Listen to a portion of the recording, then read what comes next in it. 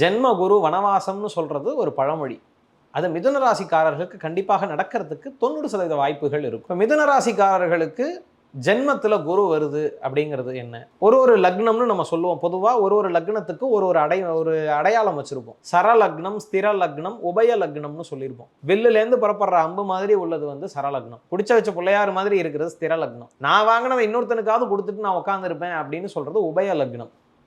வில்லுலேருந்து புறப்படுற அம்பை யாரு வேணாலும் எப்போ வேணாலும் எப்படி வேணாலும் கையாள முடியும். ஸ்திரம், நான் என்னோட இடத்துல ஸ்டெடியா நிக்கிறேங்கிறவனை எவனாலையும் அசைக்க முடியாது. ஆதித்யால வரும் அசைச்சிக்கவே முடியாதுன்னு ஒரு காமெடி, அந்த மாதிரி யாராலையுமே அசைக்க முடியாது. அடுத்ததா உபய லக்னக்காரர்கள், என்னதான் நீங்க சுட்டு போட்டாலும் நான் பழைய பெட்ரமா சொல்லிட்டே தான் வாங்குவேன் அப்படின்னு எவனுக்கெல்லாம் கேட்கறானோ கொடுத்துட்டு உட்கார்ந்து இருக்கிறது.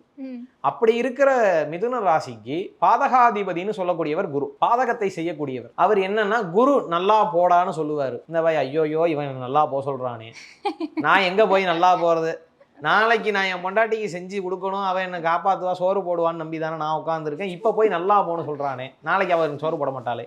புலம்பலை ஏற்படுத்தக்கூடியது.